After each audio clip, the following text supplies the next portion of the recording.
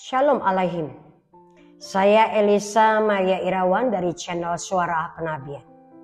Izinkan saya menyampaikan sebuah pesan Tuhan berhubungan dengan pemilu 2024. Bapak Ibu Saudara yang saya kasih di dalam Kristus, jangan terlalu curiga dulu. Saya tidak menggiring dan tidak membawa saudara untuk memilih salah satu calon presiden nomor 1, 2, atau 3. Tidak, saya tidak menggiring saudara ke arah sana.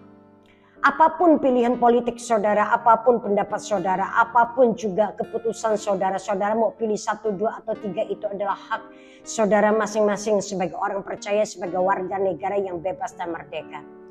Tapi apapun juga pilihan politik saudara, apapun juga pendapat saudara yang saudara nanti akan pakai pada hari pencoblosan nanti pemilu 2024. Tapi saya mau berkata, mau mengajak setiap saudara, orang-orang percaya, orang-orang Kristen yang percaya kepada Kristus Yesus Tuhan.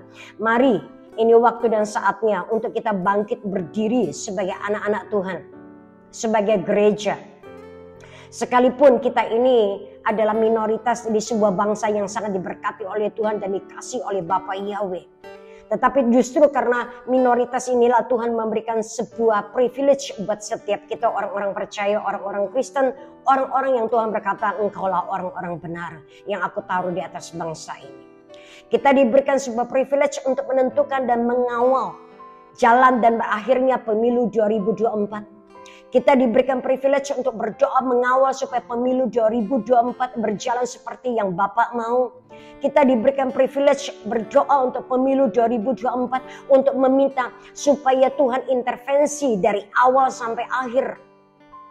Sepanjang pemilu 2024 supaya Tuhan menetapkan pemimpin-pemimpin elit-elit partai politik atau peneraja yang memimpin bangsa ini adalah mereka yang sungguh-sungguh orang yang tegas dan saleh. Mereka yang takut akan Tuhan. Mereka yang punya hati nurani yang murni. Yang mau merendahkan dirinya di hadapan Tuhan dan manusia. Para pemimpin dan raja yang mencintai bangsa dan negeri ini dan rakyat Indonesia. Yang mau mensejahterakan dan mengayomi rakyat Indonesia. Bukan yang sebaliknya. Nah, 3 hal pokok inilah yang saya mau menghimbau setiap kita untuk kembali masuk lagi ke kamar doa kita.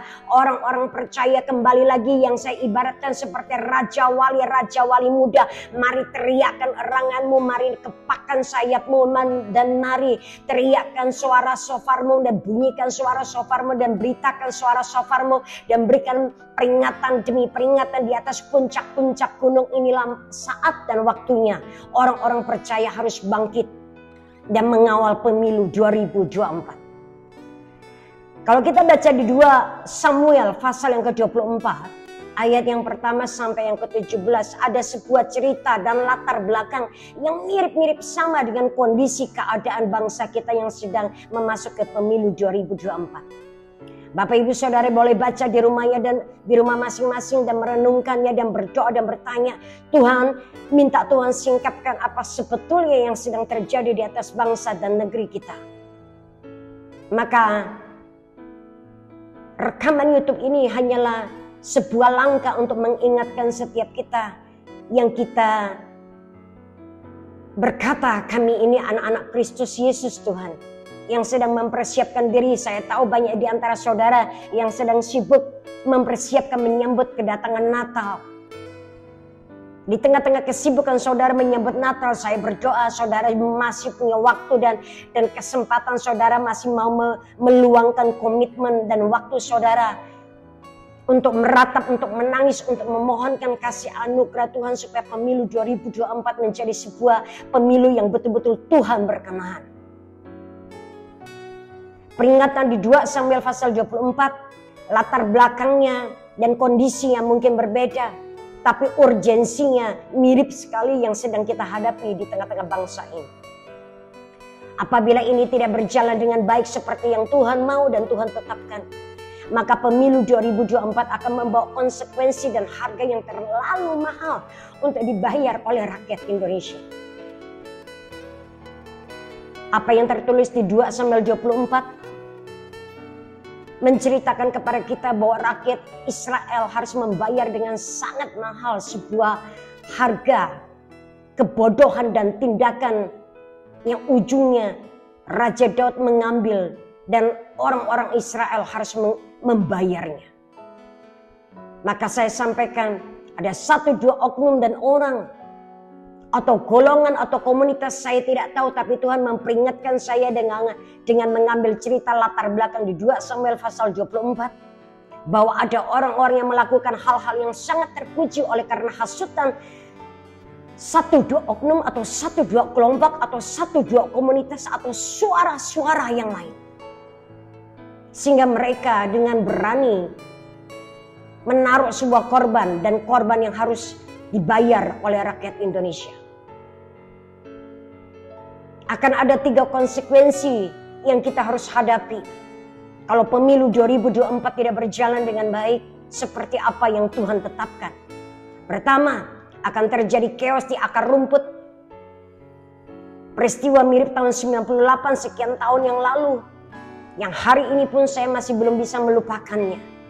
Kedua, akan ada bencana alam yang silih berganti bertubi-tubi akan menimpa dan atas bangsa ini, atas seluruh daerah, provinsi dan rakyat Indonesia. Ketiga, akan ada penyakit sampar yang tiba-tiba timbul dan muncul di permukaan masyarakat, dan tidak ada satu orang pun yang tahu atau bagian dinas medis kesehatan pun yang mengerti dan tahu apa penyebabnya, dan itu merenggut banyak jiwa orang-orang yang ada di bawah yang tidak pernah tahu apa kesalahannya, tetapi konsekuensinya harus ditanggung oleh rakyat Indonesia. Saudara, saya tidak bisa menjelaskan dengan detail, tapi sungguh saya mendengar suara sangkakala, urgensi, darurat, panggilan darurat untuk diserukan kepada seluruh provinsi dari Sabang sampai Merauke, terutama orang-orang percaya untuk bangkit berdiri dan berdoa. Berikan komitmenmu, entah ke 20 menit, 30 menit, setengah jam, 1 jam atau 2 jam berdoa. Engkau 5, 7 orang, 10 orang, 15 orang atau dalam satu komunitas gereja. Mari berikan ruang dan waktu Roh Kudus bekerja, memimpin berdoa di dalam kita dan melalui kita. Khususnya untuk pemilu 2024. Saya sungguh berdoa apapun denominasimu. Inilah waktu dan saatnya orang-orang percaya, jangan biarkan terang yang ada dalam kita bercahaya dan biar semua orang bisa melihat terang Kristus di dalam kita. Jangan lagi bersembunyi, hai orang-orang benar. Ini waktunya kita bersinar, ini waktunya kita berdiri bagi bangsa ini. Supaya bangsa kita diluputkan dari disintegrasi, supaya bangsa kita diluputkan dari kecelakaan yang besar. Oleh karena kesombongan dan keangkuhan 1-2 pemimpin.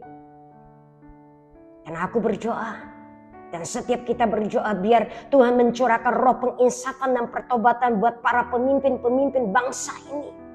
Para elit politik.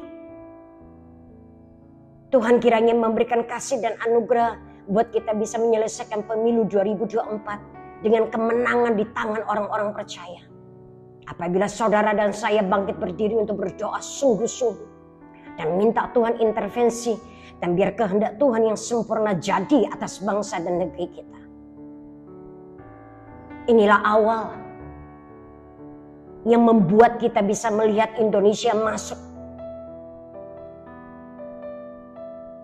bangsa keemasan atau negeri keemasan yang Tuhan janjikan. Saya berdoa setiap orang percaya menangkap pesan di balik ini semua. Mari kita bangkit orang-orang percaya, mari kita bangkit orang-orang benar. Sudah waktunya engkau berteriak dan engkau menyuarakan suara kebenaran. Sudah waktunya dan inilah saatnya. Terima kasih. Sharekan pesan ini. Subscribe dan like. Dan juga setiap kita harus memberikan waktu dan diri kita untuk komitmen berdoa sungguh-sungguh. Untuk melihat rencana Tuhan jadi atas negeri kita. Shalom alaihim. Yesus Tuhan memberkati saudara dan saya.